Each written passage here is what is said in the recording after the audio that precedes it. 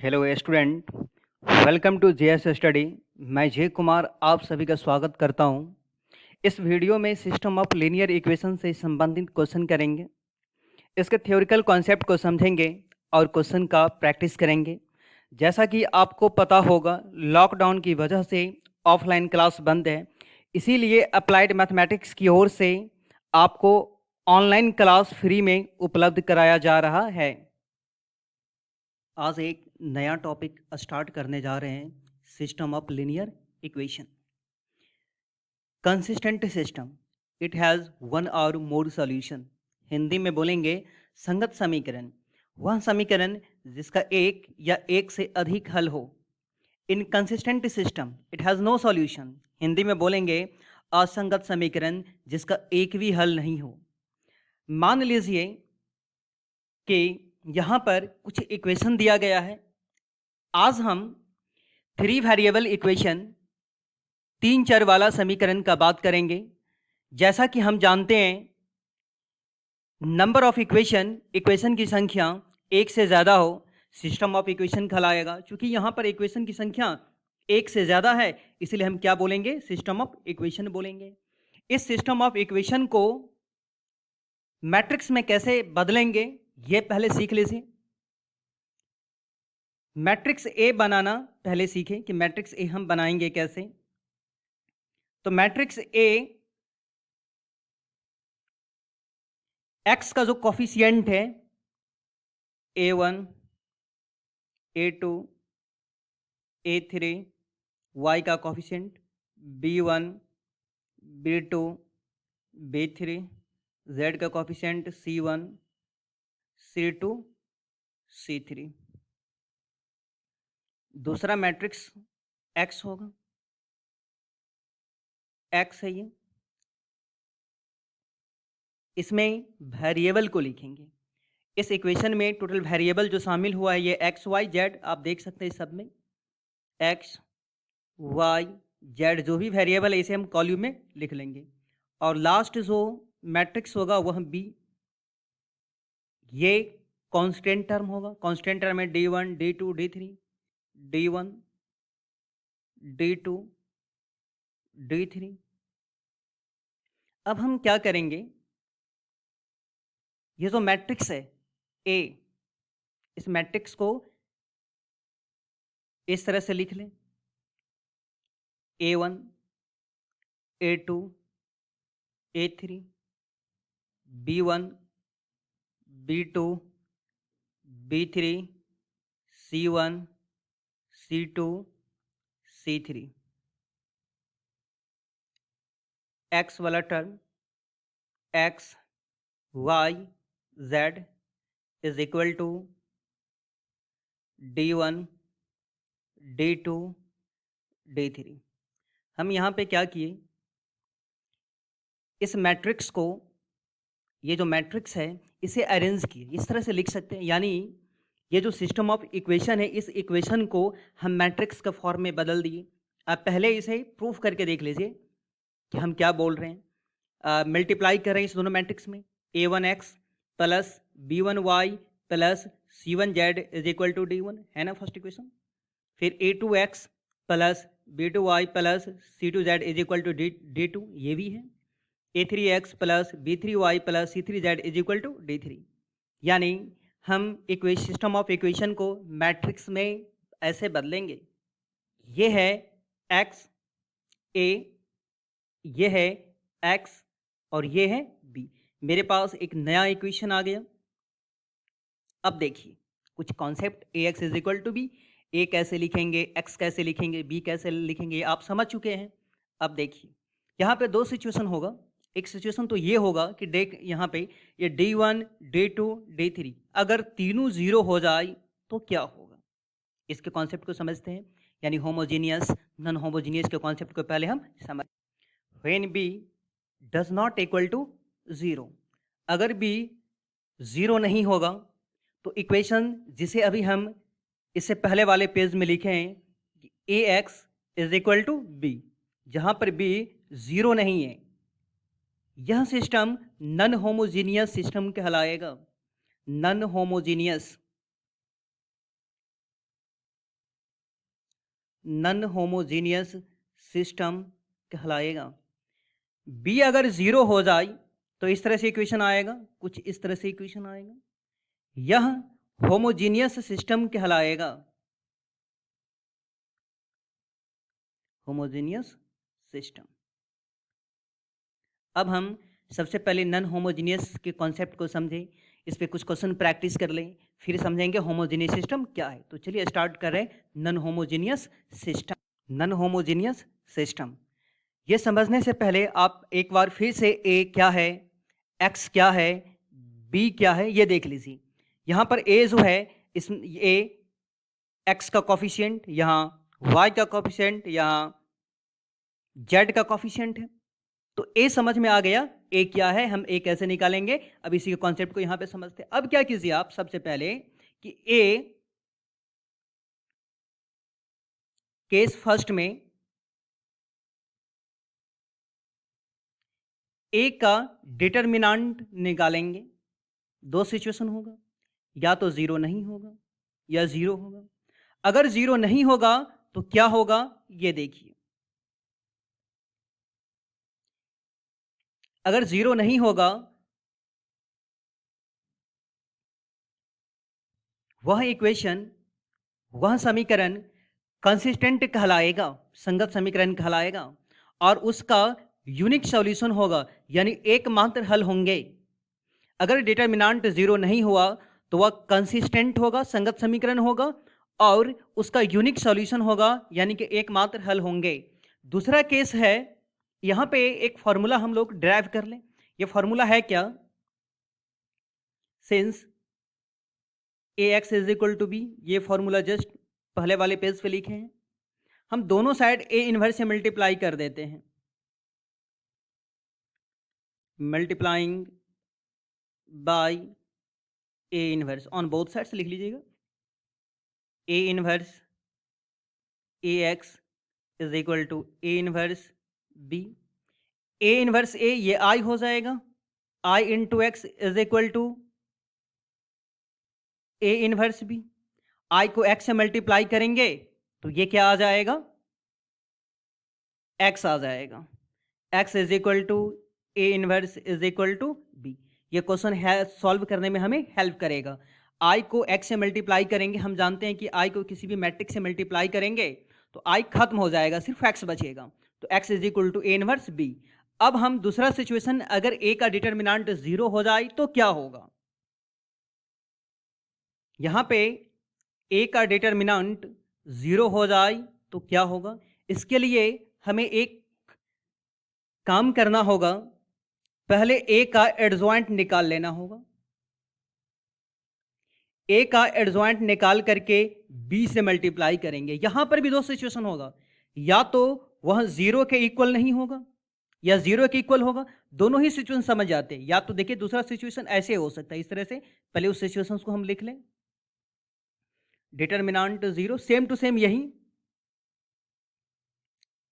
ये एंड है, and adjoint A निकाल लेंगे और बी से मल्टीप्लाई करेंगे, जीरो होगा। तो जीरो, दो सिचुएशन है यहां पे कि जीरो नहीं होगा और जीरो होगा। जीरो अगर नहीं होगा वह इक्वेशन इनकंसिस्टेंट कहलाएगा, इनकंसिस्टेंट, असंगत समीकरण, इनकंसिस्टेंट असंगत समीकरण।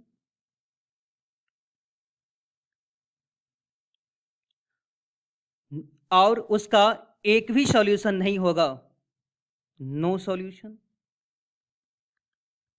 अगर जीरो हो जाए, एडजॉइंट ए को मल्टीप्लाई किए बी के साथ जीरो आ गया, तो वह जो सिस्टम है कंसिस्टेंट होगा,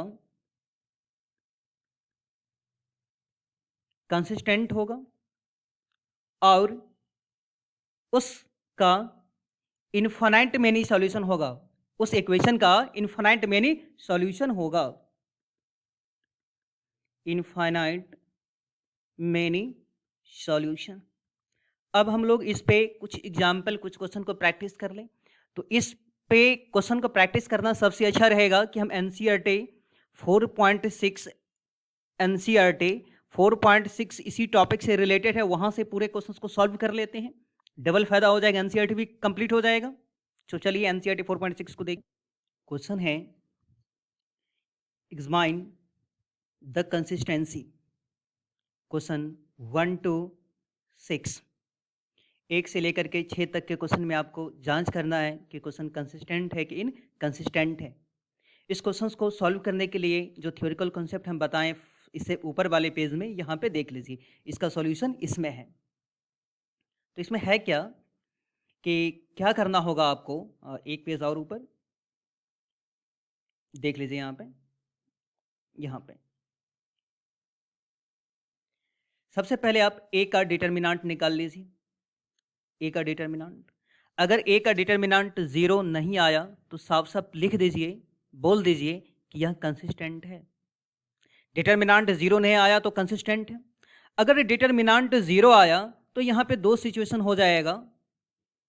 डिटर्मिनेंट 0 आया तो हमें क्या करना होगा कि एडजॉइंट निकालना होगा, पहले ए का, फिर बी से मल्टीप्लाई करना होगा। पहले ए का एडजॉइंट निकाल लेंगे, फिर बी से मल्टीप्लाई करेंगे, देखेंगे 0 नहीं आया तो लिख देंगे, अगर 0 नहीं है तो वह इनकंसिस्टेंट होगा, अगर 0 आ गया तो वह कंसिस्टेंट होगा। बस इतना ही करना है, एडजॉइंट ए को बी से मल्टीप्लाई करना है, 0 नहीं आया तो इनकंसिस्टेंट होगा, 0 आ गया तो कंसिस्टेंट होगा। इसलिए आसान क्वेश्चन, इस क्वेश्चन को हम लोग देखते हैं कि कैसे सॉल्व करेंगे।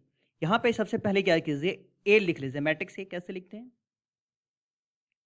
एक्स का जो भी कोफिशिएंट है, यहाँ पे कुछ भी नहीं तो 1 और ये 2, y का कोफिशिएंट है 2, 3।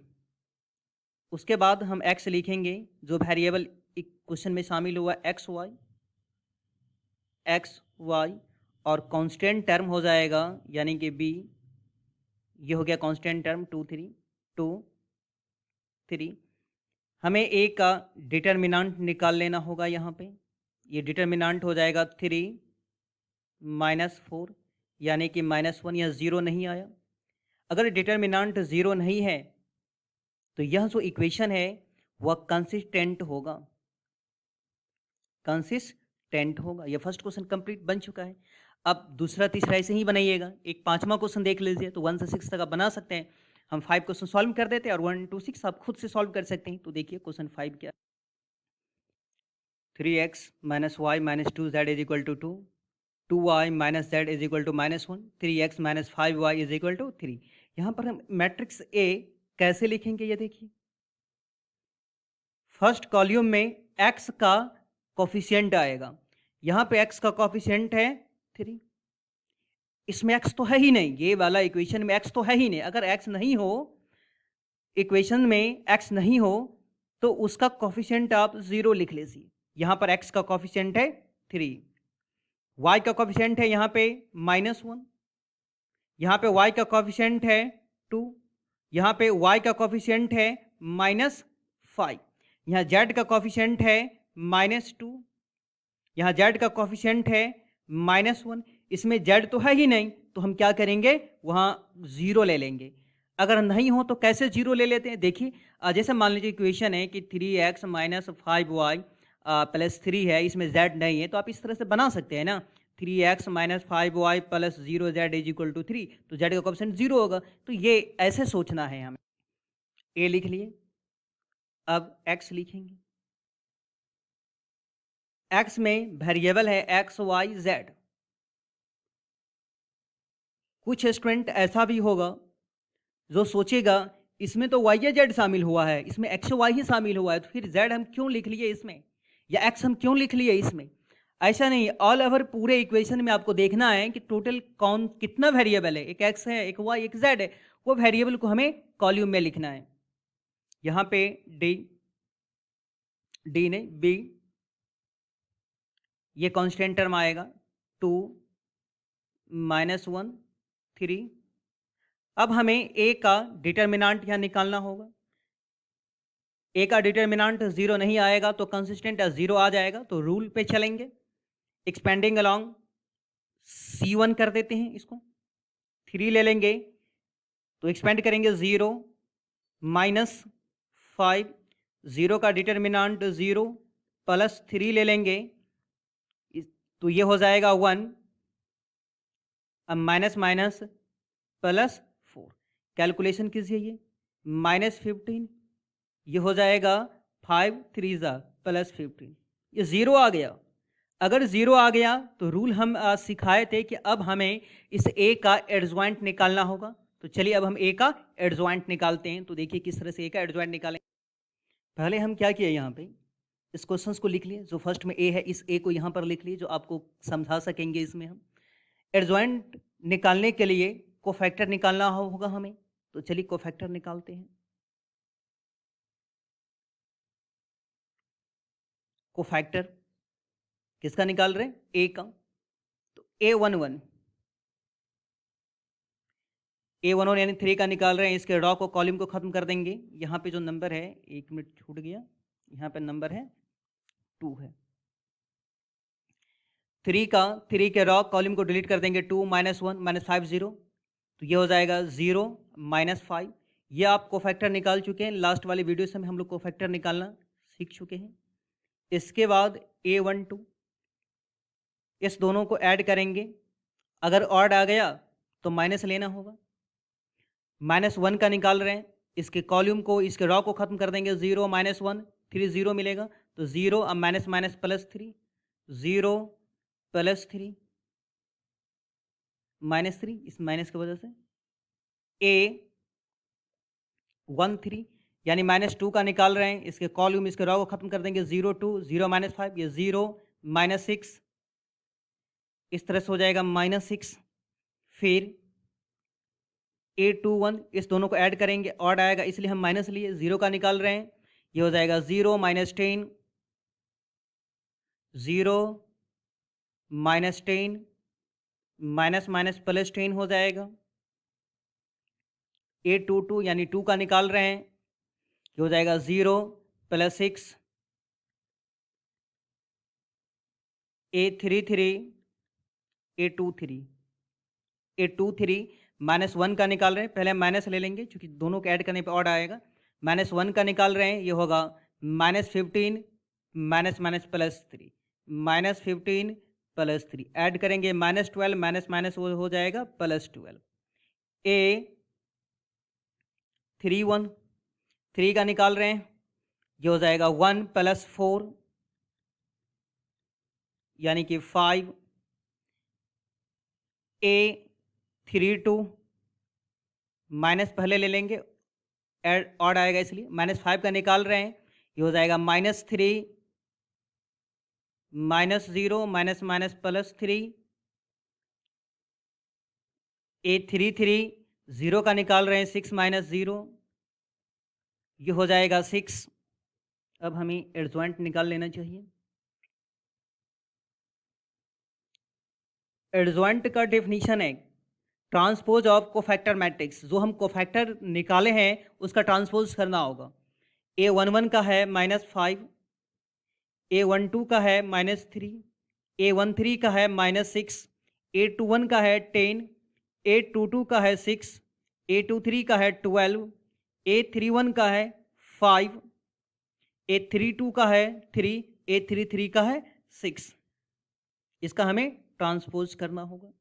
ट्रांसपोज में क्या होगा, ये जो रॉ है ना, कॉलम बन जाएगा -5 -3 -6 10 6 12 5 3 6। अब हमें इस एडजॉइंट ए को बी से मल्टीप्लाई करना होगा। तो ये नेक्स्ट पेज पे हम एडजॉइंट ए को बी से मल्टीप्लाई कर लें। हम दोनों को मल्टीप्लाई कर लें। ये एडजॉइंट ए है और ये बी है। देखिए -5 को 2 से, ये हो जाएगा -10, फिर 10 को -1 से तो -10, 5 को 3 से क्या हो जाएगा 15, फिर -3 को 2 से -6, 6 को -1 से -6, 3 को 3 से 9, -6 को 2 से -12, 12 को -1 से -12, 6 को 3 से 18। सबको अब ऐड कर दीजिए। ऐड करेंगे तो ये कितना आएगा -5। ठीक है, ये ऐड करेंगे तो -12 और +9, तो ये हो जाएगा -3। इसको ऐड करेंगे तो -24 प्लस 18 तो -6। हम जानते हैं कि 0 के इक्वल नहीं आया, इसीलिए यह क्या कहलाएगा? इनकंसिस्टेंट कहलाएगा। इनकंसिस्टेंट।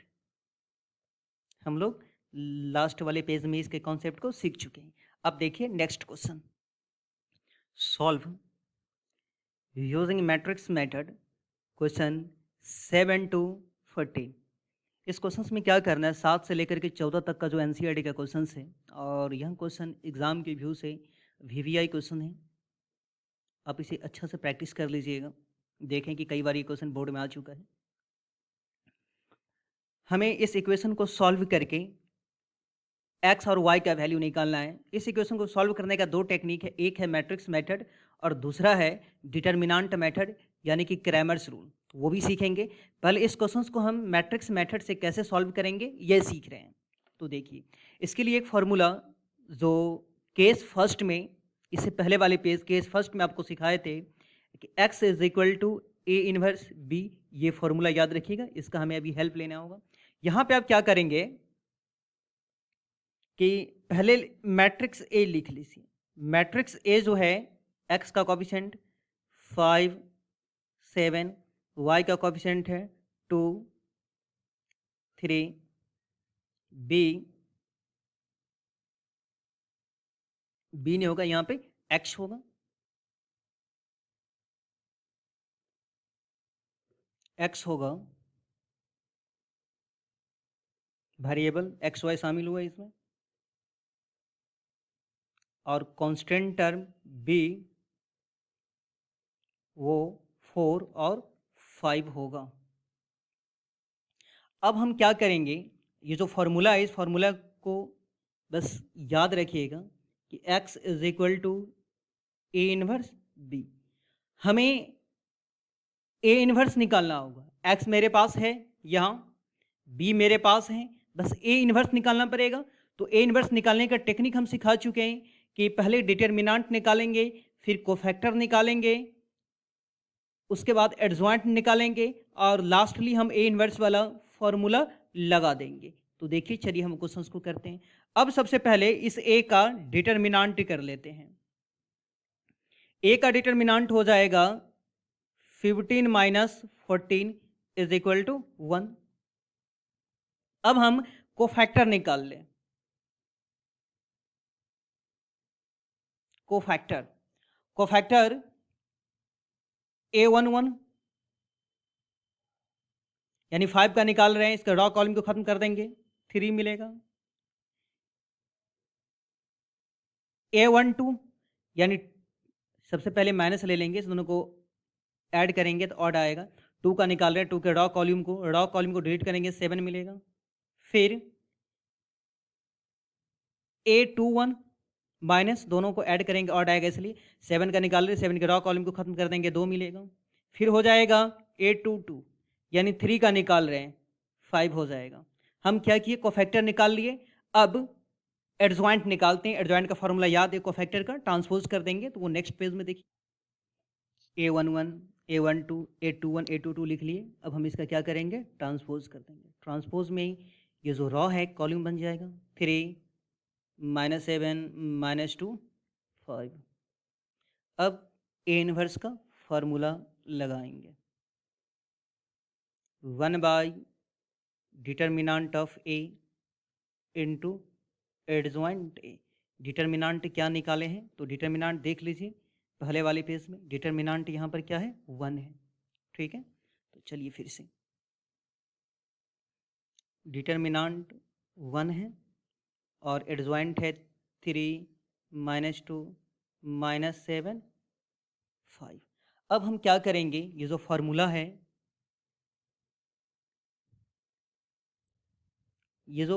है, x is equal to a inverse b, हम यहाँ पे लगा देंगे। x क्या है, तो एक्स वाई है। आप वीडियो को पॉज करके देख लीजिएगा, ऊपर में ए इनवर्स क्या निकाले हैं, 3 -2 -7 5। बी क्या है, तो बी है 4 5।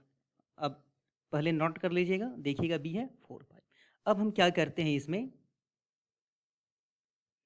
कि दोनों को मल्टीप्लाई कर लेते हैं, तो फिर से यहाँ पे आएगा एक्स वाई को दोबारा लिख लिए हम, और 3 को 4 से मल्टीप्लाई करेंगे, ये 12 हो जाएगा। -2 को 5 से मल्टीप्लाई करेंगे तो -10 होगा, हो गया। यानी एक रॉ को सभी कॉलम से, इस रॉ को फर्स्ट कॉलम से पहले मल्टीप्लाई किए, अब इसमें तो एक ही कॉलम है ही। अब हम -7 को 4 से, तो -28 होगा, फिर 5 को 5 से 25 हो जाएगा। कैलकुलेशन कर लीजिए क्या होगा, एक्स वाई ये हो जाएगा 2, ये हो जाएगा -3। दोनों को इक्वेटिंग करेंगे तो x is equal to 2, first को फर्स्ट के साथ, सेकंड को सेकंड के साथ, और y is equal to -3। Question को किस तरह से सॉल्व करेंगे, तो 2 वेरिएबल वाले क्वेश्चन आप सॉल्व कर लीजिएगा। 3 वेरिएबल वाले क्वेश्चन को देखिए, एक देखिए इस क्वेश्चन को, ये 3 वेरिएबल वाला क्वेश्चन है। अगर हम इस 7 से लेकर के 14 तक में एक क्वेश्चन नंबर 7 सॉल्व कर लें, एक 11, तो यकीन है कि आप सब क्वेश्चन 7 से 14, 7 से 14 सब क्वेश्चन सॉल्व कर लीजिएगा, और बहुत ही आसान है, आप प्रयास बस कीजिएगा। तो चलिए पहले हम ए लिख लेते हैं, इंक थोड़ा चेंज करें। देखिए ए, एक्स का जो भी वेरिएबल है, एक्स का वेरिएबल नहीं, कॉफिशिएंट, या एक्स का कॉफिशिएंट है 2, या एक्स का कॉफिशिएंट है 1, इसमें एक्स तो है ही नहीं, तो क्या करेंगे, नहीं हो तो 0। अब y का कोएफिशिएंट इसमें आएगा, y का कोएफिशिएंट है यहाँ पे 1, यहाँ पे y का कोएफिशिएंट है -2, यहाँ पे y का कोएफिशिएंट है 3, z का कोएफिशिएंट यहाँ पे 1, यहाँ z का कोएफिशिएंट है -1, यहाँ पे z का कोएफिशिएंट है -5। हम a लिख लिए। अब x, इसमें जो वेरिएबल शामिल हुआ है x y z, all over आप काउंट कीजिएगा, तो x y z। b यानी कि कांस्टेंट टर्म, तो कांस्टेंट टर्म जो है वो 1, 3/2 और 9, 1 3/2 9। हम क्या करेंगे, इस वाले क्वेश्चंस में एक टेक्निक याद रखिएगा, जो अभी बोले थे, इस ए का इन्वर्स निकाल लेना है। इन्वर्स निकालने के लिए पहले हमें ए का डिटर्मिनेंट चाहिए।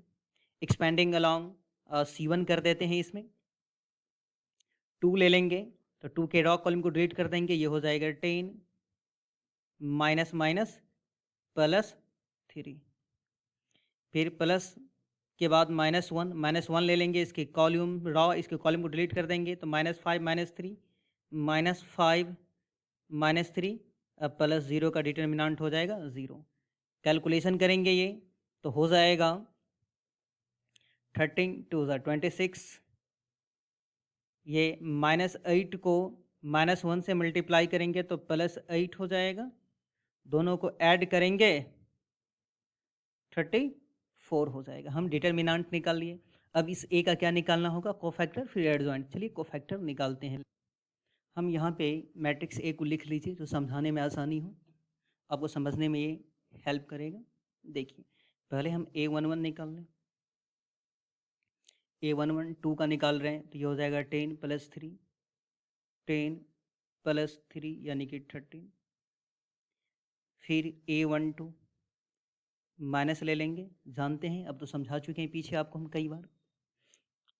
1 का निकाल रहे हैं, कॉलम रॉ को डिलीट करेंगे, -5 -0, -5 -0, ये माइनस माइनस प्लस हो जाएगा। अब हो जाएगा A13, 1 का निकाल रहे हैं, 3 -0, 3, A21 तो माइनस हो जाएगा, A21 यानी 1 का निकाल रहे हैं, तो -5 -3,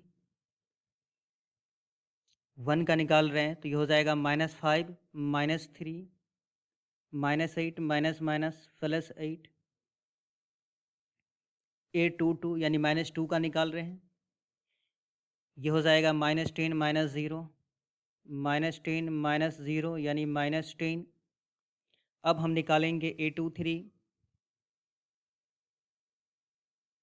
माइनस लेना होगा पहले, ऑड है, दोनों को जोड़ेंगे ऑड आएगा। प्लस माइनस का कॉन्सेप्ट आपको समझ में आ चुका है पहले से ही। -1 का निकालेंगे, इसके रॉ इसके कॉलम को डिलीट कर देंगे, ये हो जाएगा 6 - 0, 6 - 0 यानी -6 a 3 1 0 का निकाल रहे हैं -1 +2 ये हो जाएगा 1। फिर A32 माइनस इस दोनों को ऐड करेंगे 2 3 + 2 5 इवेन आएगा तो प्लस ऑड आएगा तो माइनस, ये कॉन्सेप्ट हम पहले ही बता चुके हैं आपको माइनर कोफैक्टर वाले टॉपिक में। 3 का निकाल रहे हैं, इसके रॉ कॉलम को डिलीट करेंगे -2 - 1 -2 -1 -3 +3 A33 यानी -5 का निकाल रहे हैं -4 -1 ये हो जाएगा -5। हम कोफैक्टर निकाल लिए। अब देखिए यहाँ पर हम क्या किए, A11 A12 A13 A21 A22 A23 A31 32 33 लिख लिए। जो कोफैक्टर निकाले इसको लिख लिए। अब इस कोफैक्टर का क्या करेंगे, हम ट्रांसपोज कर देंगे। ये जो रॉ है कॉलम बन जाएगा 13 5 3 8 -10 -6 1 3 -5। अब ए इन्वर्स निकालना होगा। फार्मूला 1/डिटर्मिनेंट of A into adjoint A. Determinant 34 आया है, 34 निकालें। फर्स्ट डिटर्मिनेंट ही स्टार्ट किए थे, चेक कर लीजिएगा। एडजॉइंट निकला है 13 8 1 5 -10 3 3 -6 -5। इस 34 से डिवाइड सब में नहीं कीजिएगा, इसको यहीं छोड़ दीजिएगा, लास्ट में ये आपको हेल्प करेगा। अब हम x is equal to a inverse v का फॉर्मूला लगा करके x y z का वैल्यू निकाल लेते हैं। देखिए ये कैसे करेंगे। यहाँ पर हम फॉर्मूला लगा लिए x is equal to a inverse v। x जो ऊपर वाले स्लाइड में है, अब लिखे x y z। A inverse just अभी हम निकाले हैं 1/34 और ये मैट्रिक्स है। और b 1 3/2 9। आप ऊपर वाले पेज में देखिएगा, पहले क्वेश्चंस को एक लाइन से नोट कर लीजिएगा, फिर ध्यान से देखिएगा, ये सब आ चुका है। अब हम दोनों को इस दोनों को मल्टीप्लाई कर रहे हैं। ये नहीं सोचिएगा b कहाँ से आ गया। आप देखिए ऊपर में हम लोग b x शुरुआत में ही x निकाले थे, b निकाले थे, a निकाले थे, x वहीं से ले लिए, b वहीं से ले लिए और a इनवर्स हम अभी जस्ट फाइंड किए हैं उस ऊपर वाले पेज में। तो चलिए दोनों को मल्टीप्लाई करते हैं। ये x y z सेम रहेगा 1/34। 13 को 1 से मल्टीप्लाई करेंगे तो ये होगा 13। फिर 8 को 3/2 से मल्टीप्लाई करेंगे तो 2 से पहले कैंसिल कीजिएगा तो 4 होगा, फिर 4 3 जा 12। फिर 1 को 9 से मल्टीप्लाई करेंगे, ये क्या हो जाएगा 9 हो जाएगा। अब क्या कीजिए सेकंड रॉ से मल्टीप्लाई कीजिए। 5 को 1 से मल्टीप्लाई करेंगे 5। -10 को 3/2 से, तो पहले 2 से इसको कैंसिल कीजिएगा तो -5 आएगा। -5 को 3 से मल्टीप्लाई कीजिए तो -15। फिर 3 को 9 से 27। इस तरह से मल्टीप्लाई कीजिएगा तो यहाँ पर आ जाएगा 3 -9 -45। ये पहले से क्या है x y z is equal to 1/34। इसको ऐड करेंगे ना तो ये आएगा 34। जब आप इस पूरे को ऐड कीजिएगा तो ये आएगा 17 यानी 17 और इसको ऐड कीजिएगा तो -51 आएगा। अब क्या कीजिए 34 से हर एक एलिमेंट में भाग दे दीजिए, डिवाइड कर दीजिए 34 से। तो 34 से 34 में भाग देंगे 1 आएगा। 17 में 34 से भाग देंगे ये 1/2 हो जाएगा। और इसमें -51 में 34 से भाग दीजिएगा तो ये हो जाएगा -3/2 हो जाएगा। दोनों को इक्वेटिंग कर लेते हैं। इक्वेटिंग करेंगे तो दोनों को इक्वेटिंग करने के बाद x इज इक्वल टू आ गया 1, y इज इक्वल टू आ गया 1/2, z इज इक्वल टू आ गया -3/2। तो हम लोग क्वेश्चन देख लिया। 14 11 क्वेश्चन है ना, 11 क्वेश्चन कैसे सॉल्व किया। अब एक क्वेश्चन और देख लीजिए इस एक्सरसाइज में, और उसके हेल्प से पूरे एक्सरसाइज को आप कंप्लीट कर लीजिएगा। If A 2 minus 3 5 3 2 minus 4 1 1 minus 2, find A inverse using solve the system of equation using A inverse। Using यहाँ पे ए इनवर्स है, इस ए इनवर्स का यूज करके इस इक्वेशन को हमें सॉल्व करना है। हम क्या करें, क्वेश्चन को थोड़ा आसान करने के लिए पहले से बना करके रखे हुए देखिए यहाँ पे, आप इस इक्वेशन से पहले ए निकाल लीजिए। एक्स का कोफिशिएंट 2 3 1 है यहाँ पे, -3 2 1, जेड का 5 -4 -2, ये सेम टू सेम ए जो पहले से दिया गया है उससे मैच कर गया। एक्स जो वेरिएबल है एक्स वाई जेड, बी जो कांस्टेंट है 11 - 5 3। इस क्वेश्चन में कह रहा है कि पहले आप ए इनवर्स निकाल लीजिए। वैसे भी हम क्वेश्चन को सॉल्व करने के लिए पहले ए इनवर्स ही निकालेंगे, तो इसका इनवर्स निकाल रहे हैं। इनवर्स निकालने के लिए पहले ए का डिटर्मिनेंट निकाल लें, फिर कोफैक्टर निकाल लें, फिर एडजॉइंट निकाल लें, फिर ए इनवर्स निकालें। देखिए वो हम कैसे किए हैं, ये नेक्स्ट पेज में देखिए। यहाँ पर हम क्या किए हैं कि सबसे पहले डिटर्मिनेंट निकालें, डिटर्मिनेंट -1 जो आप डिटर्मिनेंट सॉल्व कर सकते हैं खुद से। कोफैक्टर निकालें, कोफैक्टर भी आप इससे पहले वाले क्वेश्चन हम देख चुके हैं, लास्ट वाला जो वीडियो लेक्चर है उसमें भी देख चुके हैं कोफैक्टर कैसे निकालें, तो कोफैक्टर भी आप आसानी से निकाल लीजिएगा। कोफैक्टर के बाद हम क्या किए, एडजॉइंट निकाले, वो भी देखिए इसमें। एडजॉइंट जो कोफैक्टर निकाले उस कोफैक्टर को हम क्या किए यहाँ पे ट्रांसपोज 0 2 1, इसे 0 2 1 को कॉलम में लिख दिए, -1 -9 -5 इसे कॉलम में लिख दिए, ये 2 23 13 इसे भी कॉलम में लिख दिए। ए इनवर्स का फॉर्मूला लगाए यहाँ पे हम 1 by determinant of A into adjoint A. Determinant -1 निकला, ये -1 दे दिए, और ये एडजॉइंट जो ऊपर से यहाँ पे हम रख दिए। -1 से हर एक एलिमेंट में डिवाइड कर दिए, हर एक, ये 0 -1 से डिवाइड करेंगे तो माइनस माइनस प्लस हो जाएगा, ये -2, ये -2, ये +9 हो जाएगा, ये -23, ये -1, ये +5 हो जाएगा, ये -13 हो जाएगा। ये डाटा आ गया। अब हम क्या किए, एक्स फार्मूला लगा दिए, x is equal to a inverse B.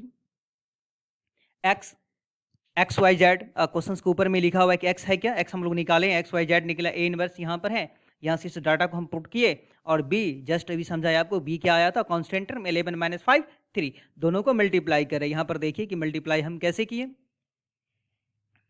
तो आप मल्टीप्लाई कर लीजिएगा। मल्टीप्लाई हम यहाँ पे कर चुके हैं, देखिए यहाँ पे, इससे पहले वाले पेज में देखिए, इस दोनों को जो मल्टीप्लाई कीजिएगा, मल्टीप्लाई करके आपको हम समझा देते हैं।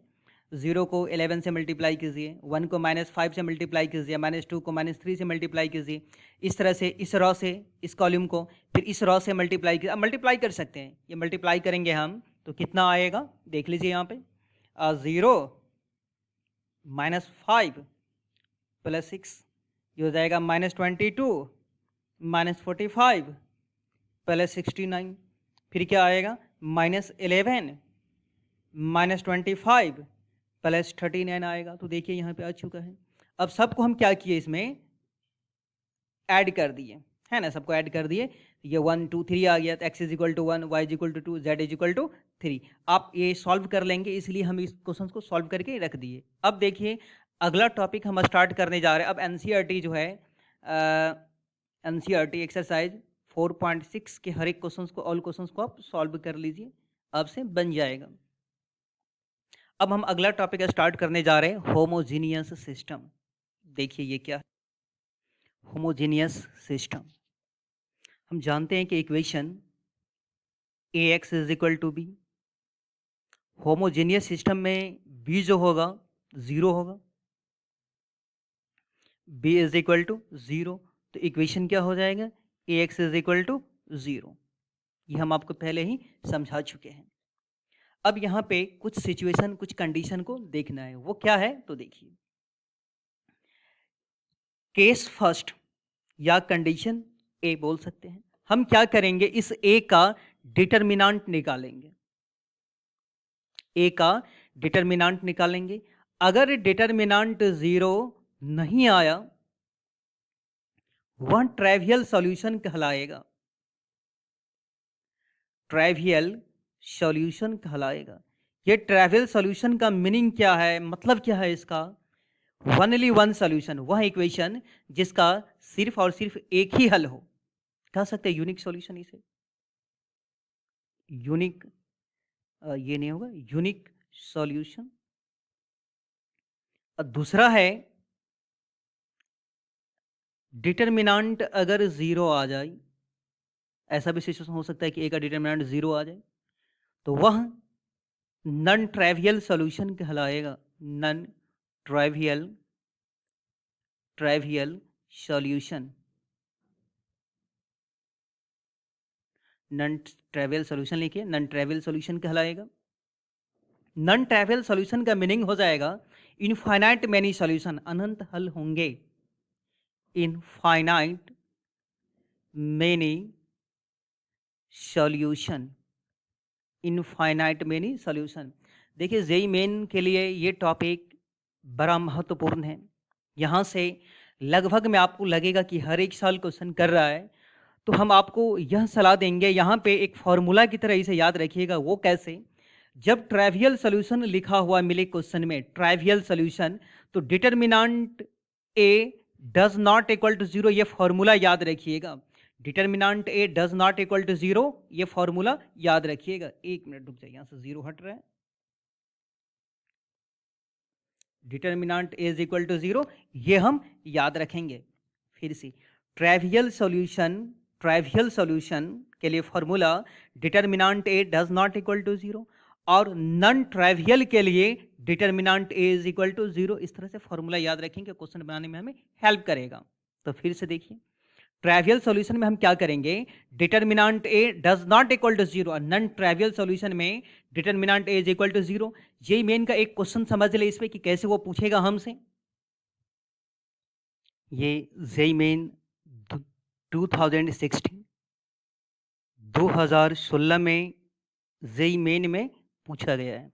इस क्वेश्चन में है क्या? The system of linear equation, the system of linear equation x plus lambda y minus z is equal to zero, lambda x minus y minus z is equal to zero, x plus y minus lambda z is equal to zero, has non trivial solution. अभी just समझाए थे non trivial.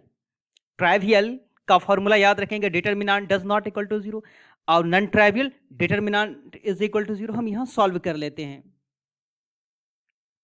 Determinant is equal to zero, determinant a यानी यहाँ x का coefficient आएगा, ये 1,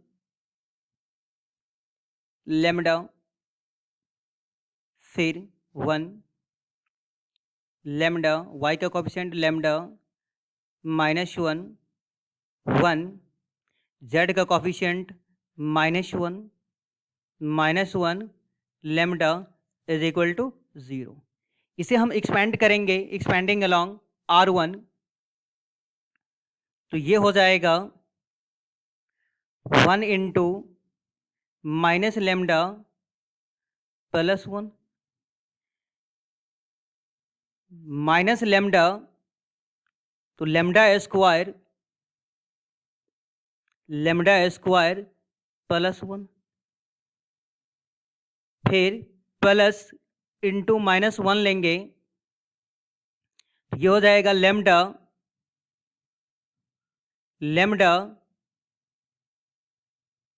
plus 1 is equal to 0। इसे solve करेंगे तो सॉल्व करने के बाद आएगा ये lambda cube minus lambda is equal to 0। आप यहां से लेमडा कॉमन ले लीजिए, तो lambda square -1 is equal to 0, यानी सॉल्व करेंगे तो यहां से लेमडा का वैल्यू 0 आएगा, और यहां से लेमडा का वैल्यू +-1 आएगा, +-1 आएगा। तो इस तरह से लेमडा का टोटल वैल्यू 3 वैल्यू हो गया। ये +-1 है, एक 0, एक मिनट इसको हम फिर से